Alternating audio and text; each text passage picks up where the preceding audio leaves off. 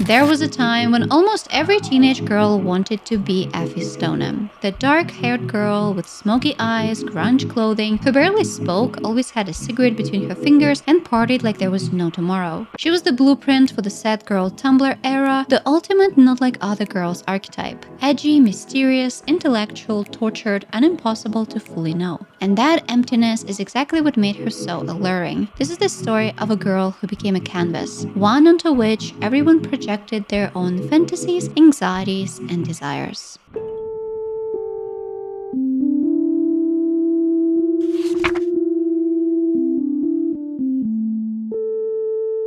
Effy grew up in a house that always felt slightly on edge. Her father, Jim, was a ticking time bomb, short-tempered, loud, and prone to swearing. Jim, I was just wondering, do you have to swear all the time?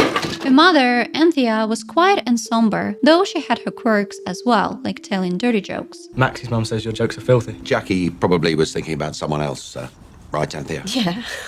Yeah.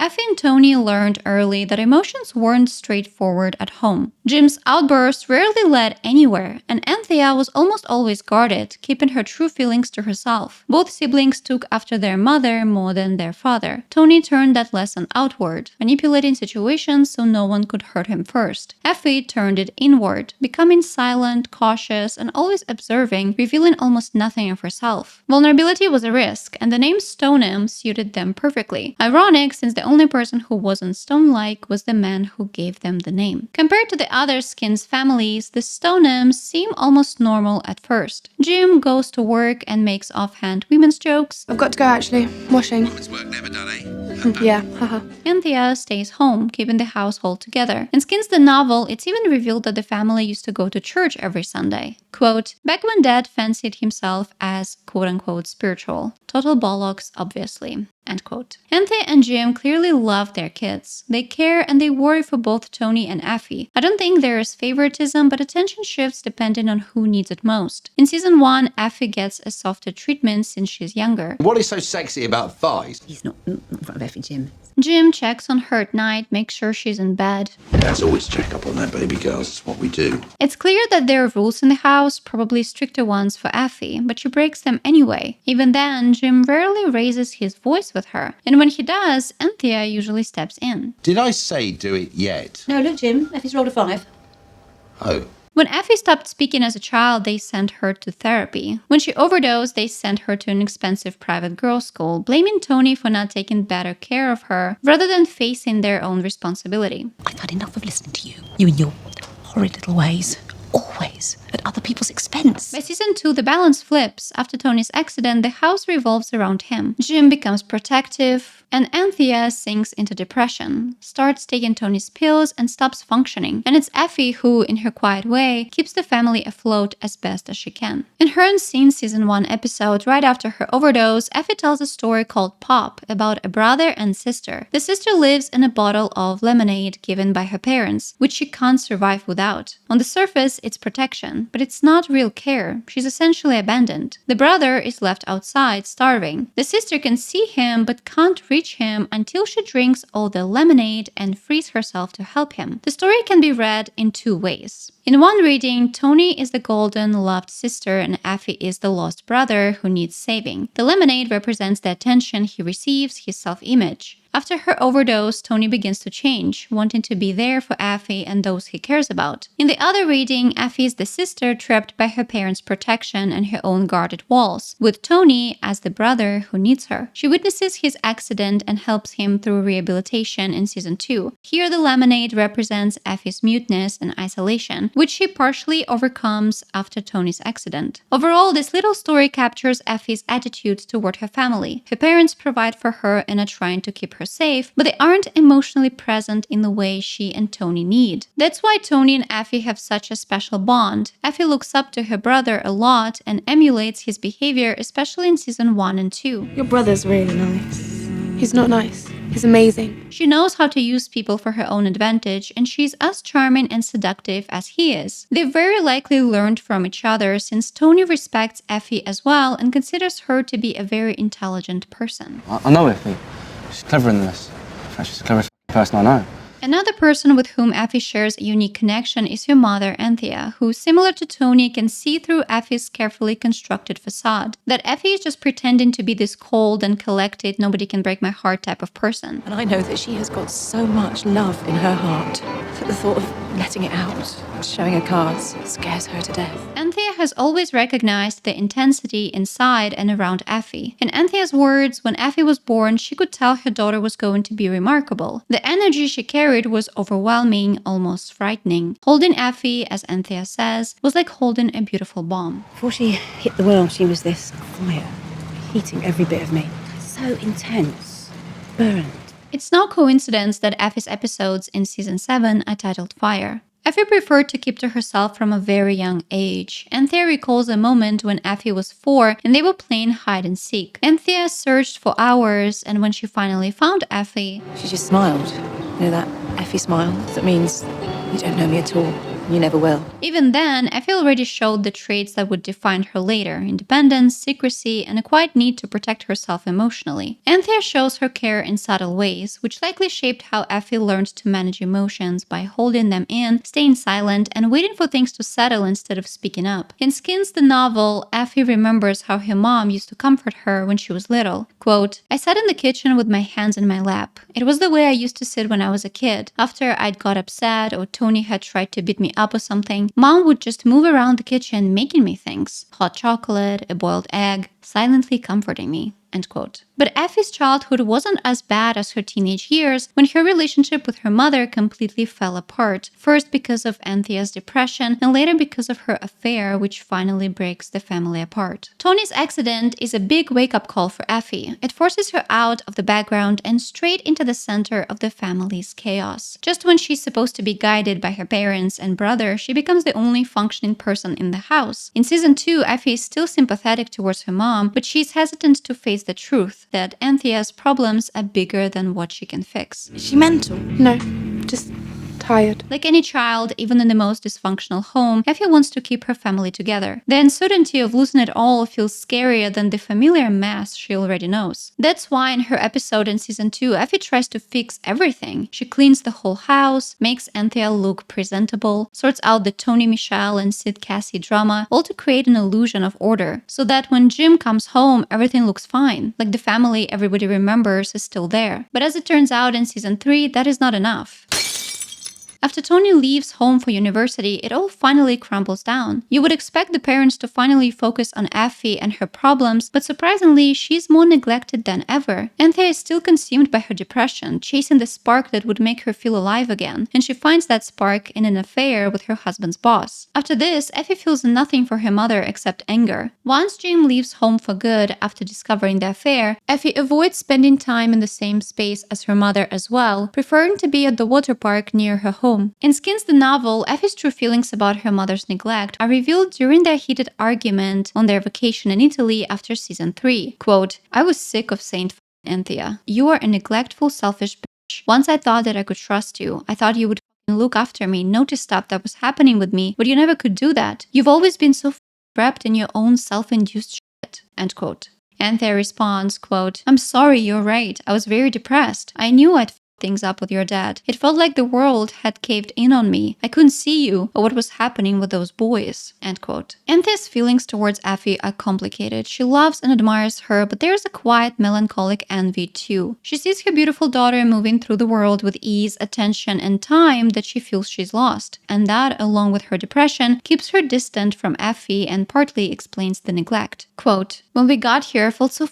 old and washed up. I was lonely. You're clever. You've got all the time in the world to meet and fall in love. I haven't got that time. It's not easy watching your beautiful daughter getting all the attention." End quote. Effy hasn't faced her own issues yet. She sees her mother's flaws but can't fully empathize, even though she's already fallen into the same destructive patterns. Quote, "I stared down at my lap thinking of what I'd done to Freddie and to Cook. I'd played them off against each other. I'd made my own shit too. Was I any better than Mom? I winced. Maybe this was like karma or something, getting what I deserved." End quote.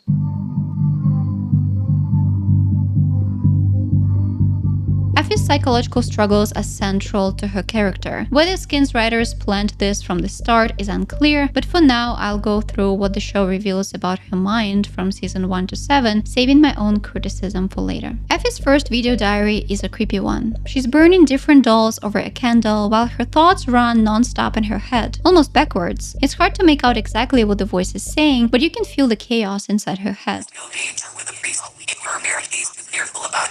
What's actually being whispered, however, is a fragment from the final chapter of James Joyce's Ulysses, a famously difficult modernist novel. The lines come from the Penelope episode, which is written as one long, uninterrupted stream of consciousness from Molly Bloom, the wife of the book's main character. Joyce modeled the whole structure of his novel on Homer's Odyssey, and this chapter corresponds to Penelope, the faithful wife who waits for her husband to return home. But Joyce's version is the opposite of that. Molly Bloom lies awake in bed, her mind drifting through memories, past lovers, ongoing affairs, and her frustrations with her husband. At first, it doesn't really seem to connect to Effy. If anything, the sensual and unfaithful tone of this monologue fits Anthea way better. But I guess using it for Effy works in a different way. It shows that she already has a chaotic, fragmented inner world before the show openly acknowledges her mental illness, and it paints a picture of a girl who absorbs everything around her, including her mother's secrets. Later, in her own season 1 episode, when Effy finally speaks for the first time, she hints again at this strange internal noise. Sometimes I think I was born backwards. I hear words go past me backwards.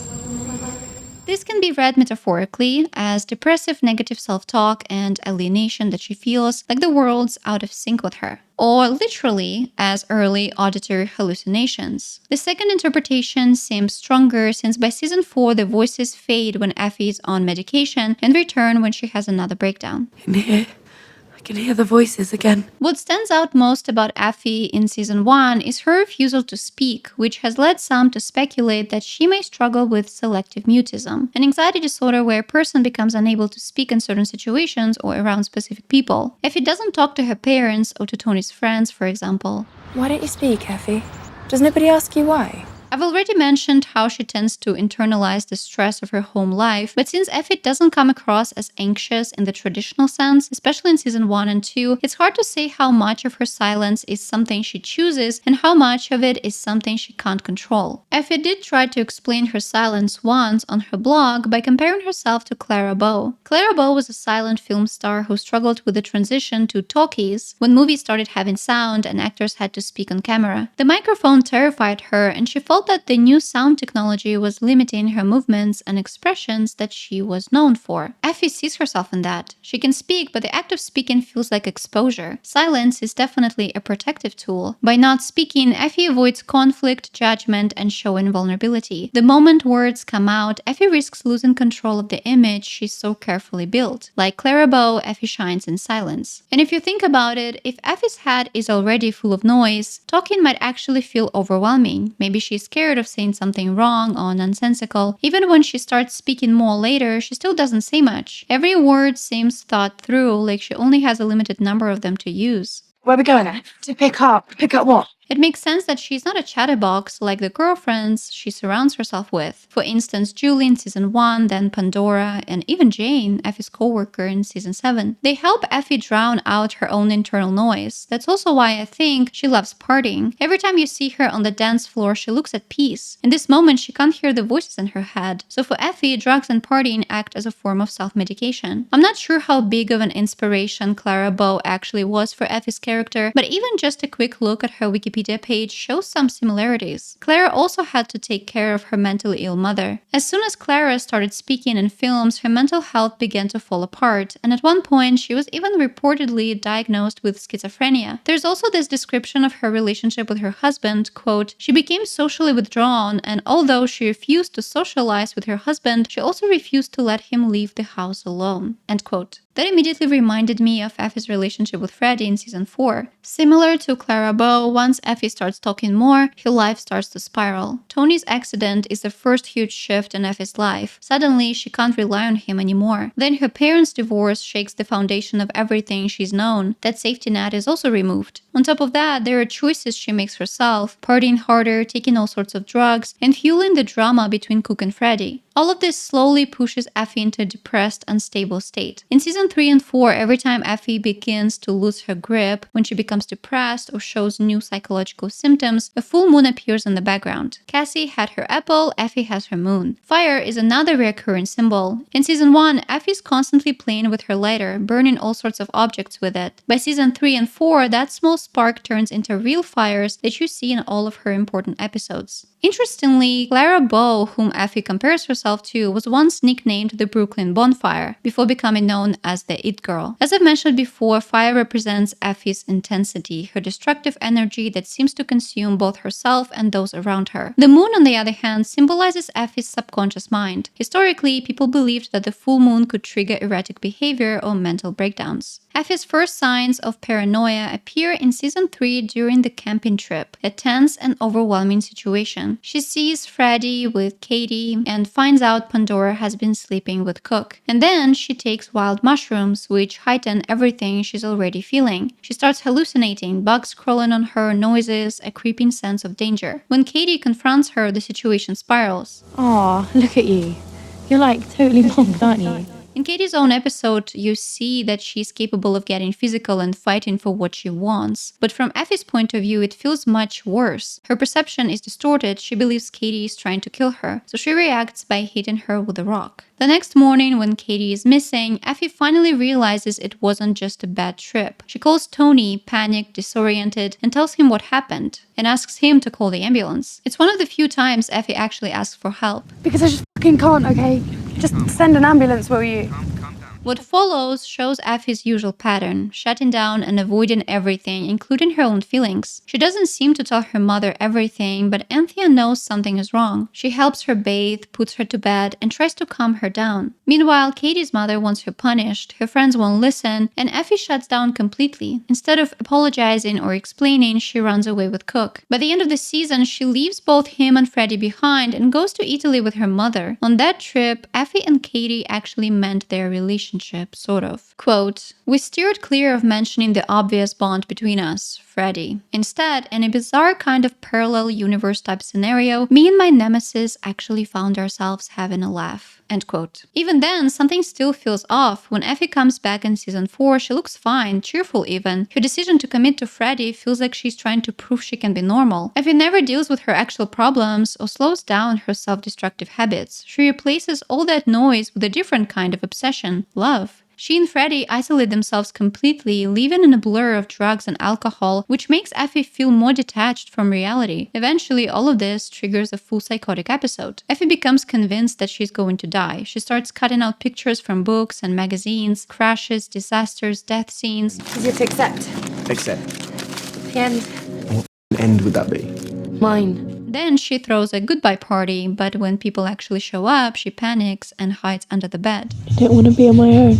At this point, Effy doesn't want Freddie to go anywhere or even attend school. She needs him close, yet she also pushes him away whenever he tries to help or pull her out of it. She stops going outside altogether, locking herself inside the house. When Freddie finally forces her to get some fresh air, Effy starts hallucinating, seeing creatures and shadows crawling towards her. For as long as I know they've been chasing me, and now they're ready, now they're strong enough to break through, and I can't fight them. In the end, Effy can't handle being in her own head anymore, so she attempts to end her life. I think the show makes a mistake by giving Effy a formal diagnosis. It's never said out loud, but Freddie researches psychotic depression since his mother also struggled with mental illness. With Cassie, the show never boxed her into a label like anorexia. That gave the writers freedom to explore a person with disordered eating rather than turning the character into some kind of medical case study. By labeling Effy's illness, the show takes on the responsibility to portray it accurately. And while everyone's experience is different, Skins doesn't really stick to any consistent depiction of the disorder. Effy's psychotic depression diagnosis does make sense in part. By season 7, she seems functional again, which fits the idea that psychotic symptoms appear only during severe depressive episodes. And this illness can also be episodic, so you can experience it once and then go into remission. The show even leans on the drug-induced explanation. Their official YouTube video titled "Drugs Start Affecting Effy" pushes that narrative. But I can't ignore the fact that from season 1, the show consistently implies that Effy hears voices. It's something that seems to have always been there, which makes it go far beyond just depression or drug use. If you dig into it, another diagnosis, schizoaffective disorder, might fit Effy better, explaining hallucinations even when Effy is otherwise stable. But that would also mean showing the long-term effects of her illness, and the writers clearly didn't want to deal with that. Though in a behind-the-scenes video, one of them explained that Effy is supposed to be taking her medication after season 4 and into season 7, but it's not really shown on screen much. I'm not a psychiatrist and Skins was never meant to be a medical textbook. It's clear that the show didn't aim for accuracy anyway, so let's stick with psychotic depression. Effy survives her attempt and is sent to a psychiatric hospital where she starts therapy with Dr. John Foster. At first, he seems to help her. She stops hearing voices and starts sleeping again. But his so-called treatment is really about control. He quickly becomes obsessed with Effy, isolating her from everyone, especially Freddie. Effy becomes convinced that Foster is the only person who can help her, and that keeping away from Freddie and her friends is the only way for her to stay well. I'm saying goodbye.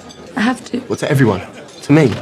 Yeah. Mentally, Effy regresses to a childlike state. She clings to her stuffed giraffe, Pato, for comfort and reads children's books like The Demon Headmaster, which is absurdly on the nose since the story is about a headmaster hypnotizing kids to control them. Foster teaches Effy to shut down everything that feels too heavy, her memories, her guilt, her anger, and for a while that silence feels safe. But the more she suppresses, the further she drifts from herself. When she ends up back on the same road where Tony was hit, the memories come back all at once, and so do the voices. Back where I was, in here. From this point, everything starts collapsing again. Effy refuses to see Foster and wants to go back to Freddie. Foster can't stand losing control, so he kills him. And that's not even the worst part of this ending that viewers collectively want to forget. By the final episode, Effy looks calm again, almost like she's back to normal. But then she starts hearing Freddie's voice in her head, and Cook hears it too. Everyone acts like Freddie just left, and surprisingly, Effy goes along with that idea too. After 2 seasons where he mattered more than anyone to her, she just accepts it. Great love story. My boyfriend ran away. That was bad. She isn't as scared of Foster anymore, though she still recoils when he touches her. Back home, Anthea takes over her care, and Foster resigns from the hospital, but he's still secretly plotting to control Effy, somehow, until Cook intervenes. After discovering Freddie's bloody clothes at Foster's house, Cook kills him, finally ending Foster's manipulation once and for all. Effy never learns the full truth, and by season 7, even as she parties, drinks, and takes recreational drugs, she never spirals like she did in season 4.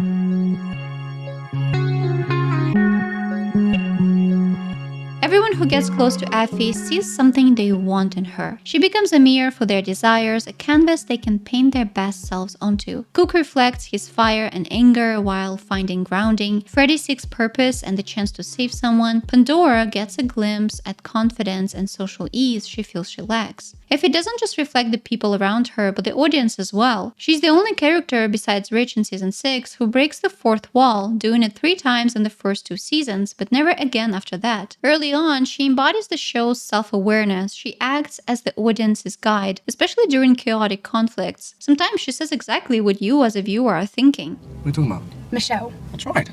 No. But once her own story takes over, she stops addressing you. She's no longer the one observing, she becomes the one being observed. No longer a reflection of your thoughts, but someone trapped inside her own. For the first time in season 3, Effy genuinely likes someone, Freddie. Their relationship begins with simple physical attraction. They barely know each other, and even though Freddie thinks he's somehow better than Cook, that he respects Effy and isn't just after the idea of sleeping with her, on the first day of school, he bluntly sums up his feelings. I met a girl I like today. She's, like, beautiful.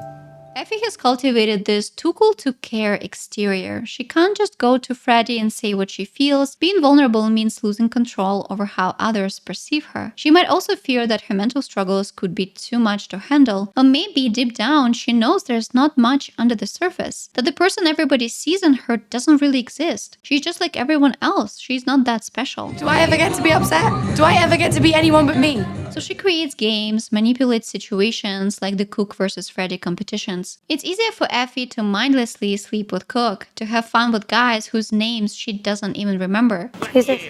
What is it? Mike. There's no risk there. No one expects her to open up, to explain herself. They don't demand honesty or vulnerability, only a performance. But Effy wants someone who will see past that act. That's why throughout season 3, she tests Freddie, wanting him to show that he truly sees her and needs her, not just for the mask she wears. For example, when she runs away with Cook at the end of season 3, Effy's video diary reveals she's still hoping Freddie will come and find her. He'll know where to find me if he loves me. What do you think? Through Effy, Skins attempts to explore the challenge of being seen only for your beauty. The old everyone wants her but nobody actually cares to know her trope. Well, everybody loves me. That's the tragedy the writers seem to be reaching for. Cook's dad says it directly in season 3. Yeah, too pretty for your own good. That's why you destroy everything you touch. This idea gets repeated more cheaply in Skins the novel, which is really bad, but I'll rant about it a bit at the end of the video. Effy falls for Aldo, a 40-year-old man she meets on vacation in Italy with her mom after season 3, because they talk about books and art. Quote, "I was an idiot. I wanted someone to notice me, not just for my face or my body, but for me. And he did. It was all I needed." End quote. Aldo is mentioned in the show in season 4 when Anthea calls Effy to say she'll be staying in Italy longer. I'm having an amazing time with Aldo, so look, I'm gonna stay on a bit longer, sweetheart. In the novel, after their fight, Anthea promises Effy that the remainder of their trip will be just the two of them. But by season 4, Effy comes home alone. Anthea stays behind with Aldo, leaving Effy to her own devices, an isolation that sets the stage for her major mental breakdown. After her vacation in Italy and the brief fantasy with Aldo, Effy seems to realize that she can't just expect Freddie to chase her endlessly. At the beginning of season 4, she finally approaches him and they start their relationship. Though it is funny how after everything that happens in Italy in the novel, the show has Effy telling Freddie she missed him all summer. It's you I spent all summer thinking about.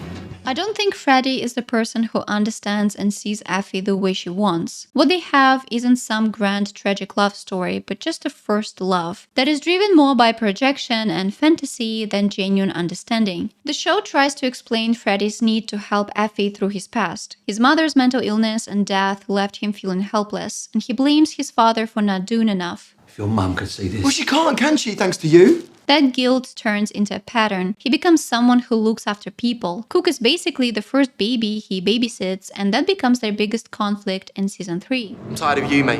What's that supposed to mean? It means I can't look after you anymore. So when Freddie meets Effy, it's like something clicks. She's beautiful, mysterious, self-destructive, and he's very familiar with this energy. But Freddie is too mentally stable for both Cook and Effy. He's quiet, kind, not much into partying or drugs, just a skater boy. He likes Effy, but he's not obsessed. He says how he feels openly. We'd be good together, don't you think?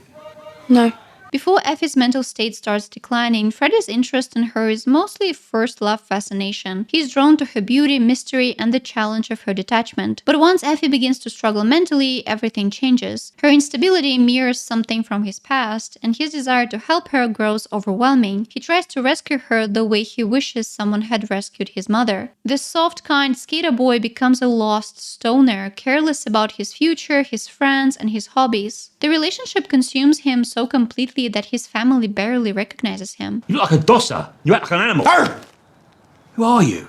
When Effy tells Freddie to step back, he doesn't fight her, he shuts down. It hits the same wound he's carried since his mother, that fear that no matter how much he loves someone, he can't save them. Freddie's whole purpose in this relationship slowly shifted into fixing the dark part of Effy, because he was terrified of watching someone he loves fall apart again. In his mind, love is supposed to save people, and if it doesn't, then he's failed. It should make a difference when someone loves you, shouldn't it?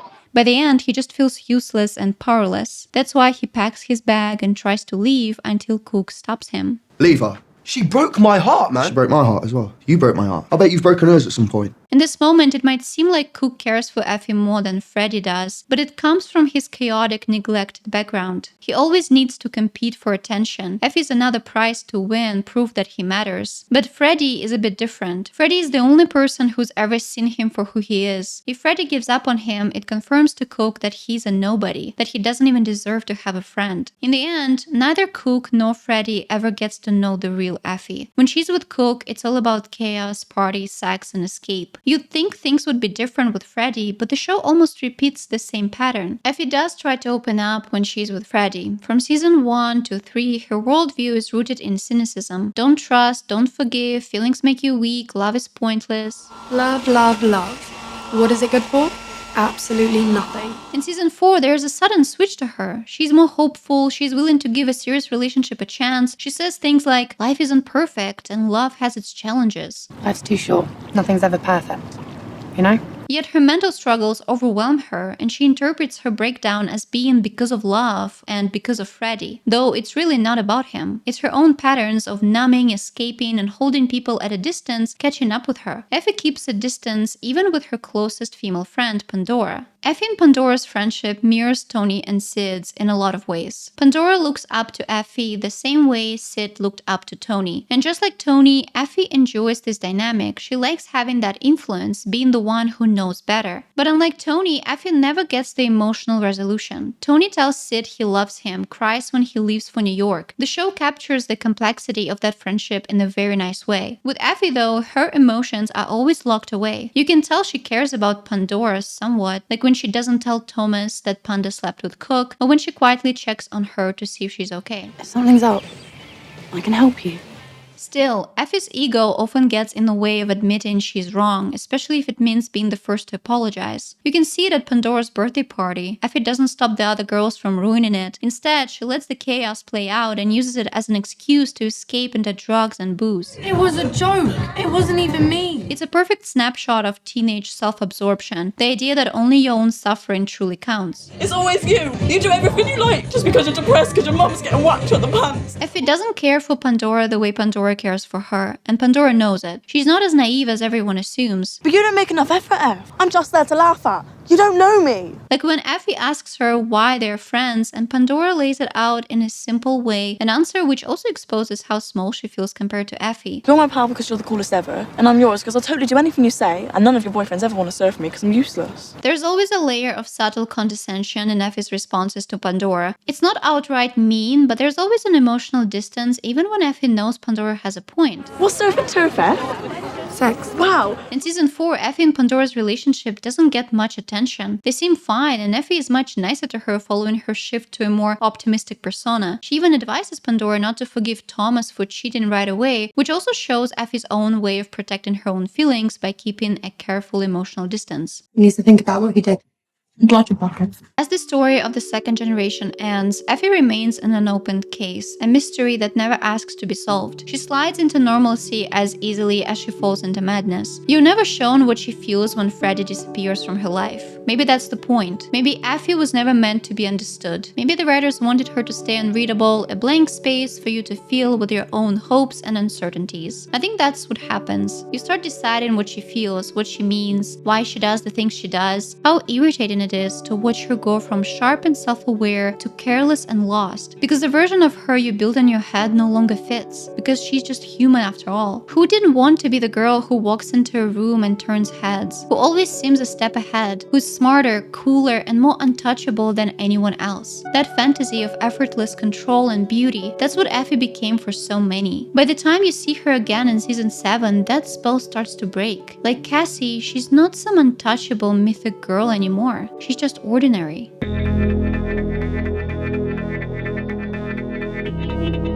In one of the interviews, the Skins writers explained what happens to Effy in the gap between season 4 and 7. She goes to university to study maths, keeps to her healthy routine, stays off drugs, and takes her medication. Eventually, she moves to London to follow Tony, and when he leaves, she ends up sharing a flat with Naomi. The director of her episodes mentioned that Effy was always meant to be good with numbers, which is why she takes to trading so easily later on. And that is so ironic because her episodes showed the complete opposite. She doesn't get to the top because she's brilliant with numbers, even though at first the show tries to present her that way when she notices some mistakes in the reports for the boss. But look, there's been a mistake. The monthly figures in the emerging sectors haven't been updated. She starts out as an assistant at a hedge fund, and it's Dominic, a young analyst who has a crush on her, who feeds her insider information. Effy uses it to climb higher, to look like she knows what she's doing, until it all falls apart. Effy's persuasive charm and her nothing can touch me attitude is what helps her climb pretty high. But the tone of the show now feels different. Effy can't be the mysterious nymph anymore in the adult world. Her beauty and allure still get her through the door, but she can't act the way she did as a teenager. No one is chasing her, no one is waiting for her to speak.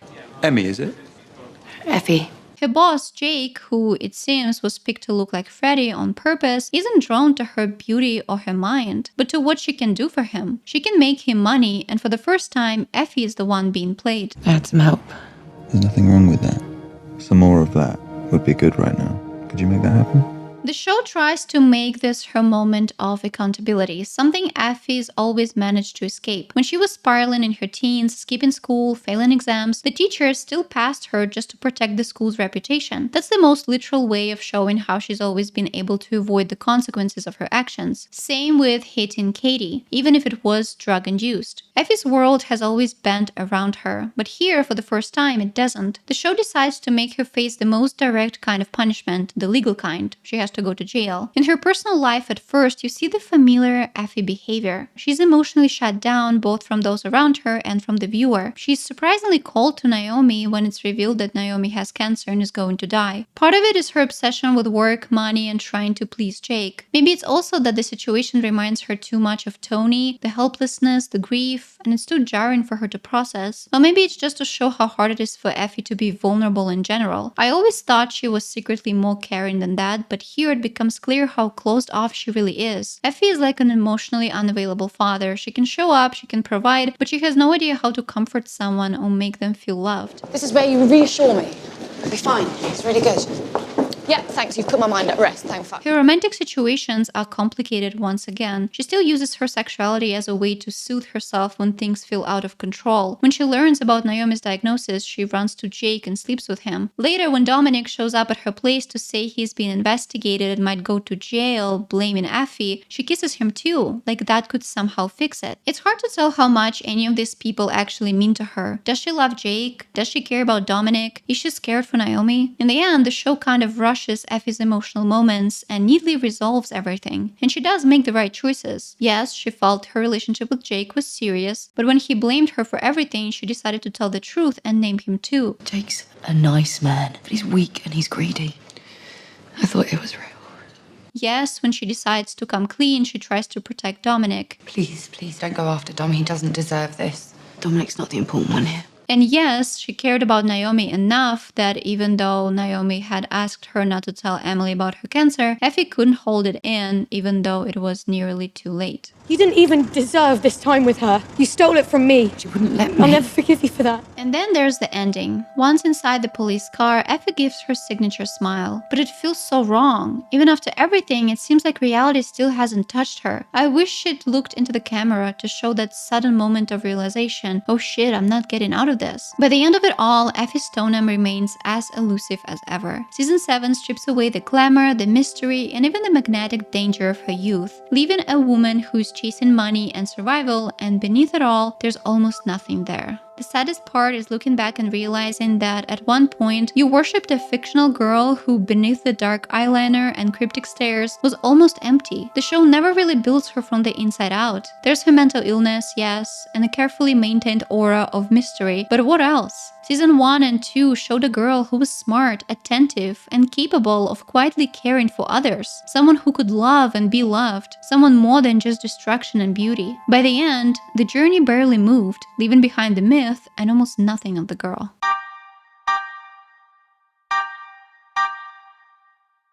Rewatching the second generation of Skins really made me appreciate the first one more. The first generation had its flaws, some underdeveloped characters, maybe less memorable performances, but the writing was alright. The stories built on something. With the second generation, it's almost the opposite. Very memorable characters, some unforgettable performances, and some of the worst writing ever. So many characters have mediocre stories that don't go anywhere and it hurts. I forgot how awful Naomi and Emily's plot actually was. It's just one conflict over and over and over again, and in the end, the show was like, let's just freaking kill one lesbian off. Enough. Pandora, who's one of my favorite characters, who has been around since season 2, doesn't even get her own episode in season 4. But Thomas does. Though he barely feels like part of the group, he's just tolerated. Can I interest you ladies in this special cooked to perfection burger?